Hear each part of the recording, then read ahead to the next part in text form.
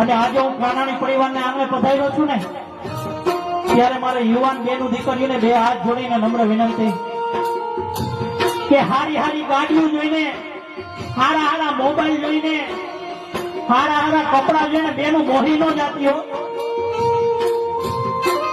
કારણ કે તમારા બાપની ઇજ્જત જાળવી હોય તો તમારા હાથની વાત છે. મારા બાપ, તમારા બાપને લાખ નો કરવો કે કોડી નો કરવો ને, એ બેનો તમારા હાથની વાત છે. હારા હારા મોબાઈલ જોઈને, હારા હારા કપડા જોઈને બેનો મોહી ન જાતી. કારણ કે તમે જો તમારા મા બાપની ન થયું તો સામે વાળાની કોઈ દી નહીં થવી. લખવું ને તો લખી લેજો.